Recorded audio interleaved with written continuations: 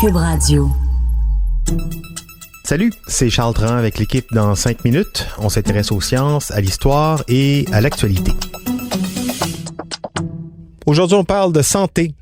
Le président américain Donald Trump a pris tout le monde par surprise il y a quelques mois en servant des hamburgers et autres fins mets de restauration rapide à des sportifs en visite à la Maison-Blanche. Si certains y ont vu un affront à l'institution présidentielle, d'autres ont préféré saluer le geste patriotique de Trump. Et c'est pas le premier. George W. Bush avait l'habitude de recevoir ses invités, lui aussi, avec des hamburgers et des hot dogs, mais fait maison au moins. Après tout, qu'est-ce qu'il y a de plus américain qu'un hamburger? On comprend qu'au pays d'Oncle Sam, même la bouffe est politique et elle sert parfois à nourrir des clivages entre démocrates et républicains. Mais il ne faut pas se fier aux apparences. Selon les études les plus récentes, ceux qui sont les plus en forme aux États-Unis, ce sont justement ceux qui votent à droite. Les républicains sont ceux qui seraient le plus en santé et qui prennent le plus soin de leur corps. Voici Vanessa Destinée. De plus en plus d'études suggèrent qu'il existe une relation entre nos traits de caractère et nos convictions politiques. Ça, on le savait déjà, je pense pas que vous êtes surpris. Par contre, des études plus récentes nous révèlent que l'état de santé peut aussi influencer nos choix politiques. Ça serait un facteur biologique de plus qui s'ajoute aux différences liées à la race ainsi qu'au genre. Et toujours selon les études, le degré de responsabilité personnelle aurait un rôle à jouer sur la question de la santé. Je vais y revenir. D'abord, sachez que les républicains sont généralement plus en santé que leurs compatriotes démocrates. We are going to be losing our place very sudden-like as a first-class power if something isn't done radically to make the people more fit. Et oui, par exemple, on constate un taux de mortalité plus faible chez les électeurs républicains que chez les électeurs démocrates. Ils ont habituellement aussi de meilleures habitudes de vie, quand on pense à l'utilisation du tabac, par exemple, que les électeurs démocrates. And do you know how many sugarholics there are in this country? Millions and millions of them. Évidemment, on peut tout de suite faire un lien avec le statut socio-économique parce que les républicains proviennent généralement de milieux plus aisés que les démocrates et on connaît la corrélation entre le milieu, l'environnement, la pauvreté et la santé. On sait aussi que les républicains ont plus souvent des réseaux ou des communautés, par exemple religieuses, sur lesquelles ils peuvent compter pour maintenir un certain niveau de vie. Mais je reviens au rôle de la responsabilité individuelle qui a été décortiquée dans une étude publiée par Personality and Individual Difference, une revue scientifique. Si les démocrates sont friands de mesures pour favoriser l'accès universel à des soins de santé, ils négligent un peu plus les initiatives individuelles pour maintenir un bon état de santé par rapport à leurs camarades plus conservateurs.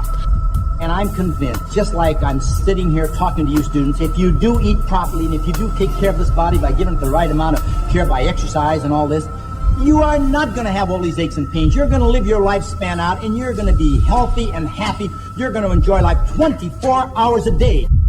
Dans le cadre de l'étude, notamment, les chercheurs ont demandé à 194 personnes de déclarer par elles-mêmes leur affiliation politique, leur état de santé physique général et leur sens de la responsabilité personnelle. À partir de là, ils ont mesuré leur degré d'accord avec des affirmations telles que « Je paie mes factures immédiatement » et « J'ai mis ma ceinture de sécurité quand je rentre dans une voiture ». Les résultats ont montré que les conservateurs avaient tendance à mettre davantage l'accent sur la responsabilité personnelle, à faire des choix plus sécuritaires. Les chercheurs ont pu faire une corrélation ainsi avec la meilleure santé physique. Dans une deuxième expérience, on a tenté de déterminer si les conservateurs étaient plus susceptibles de saisir l'occasion de pratiquer une activité physique. Les chercheurs ont demandé aux participants de remplir certaines enquêtes, puis ils ont demandé à chaque personne de prendre une feuille de papier d'un étage à l'autre, donc de la déplacer d'un étage à l'autre. Un ascenseur était situé juste à côté du laboratoire de comportement, mais il y avait aussi un escalier qui pouvait être utilisé par les participants. Il y avait aussi des panneaux placés le long des murs pour inciter les participants à emprunter les escaliers. Il y a même un expérimentateur qui a dit « Hey, si l'ascenseur prend trop de temps, vous pouvez utiliser les escaliers en suivant simplement les indications. » On a constaté que les conservateurs étaient plus susceptibles de prendre l'escalier, ils étaient plus susceptibles de faire de l'activité physique que les démocrates. Évidemment, il y a d'autres facteurs qui pourraient expliquer pourquoi ça a été le cas, notamment une préoccupation quant à la conformité, en ce sens que les conservateurs en général peuvent être plus obéissants ou réagir de manière socialement plus souhaitable que les démocrates. On a toutefois réalisé une 3e expérience avec la volonté d'arrêter la cigarette. La disparité entre les réponses des républicains et celles des démocrates était moins importante que prévu, mais les chercheurs ont pu constater le même genre de tendance.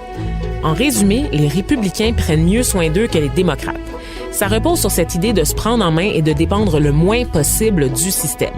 Et on s'entend que cette idée-là est pas mal collée sur la vision du monde qu'ont les républicains en général lorsqu'il est question d'autres enjeux, notamment la réussite sociale et économique. Merci Vanessa Destinée. C'était en 5 minutes.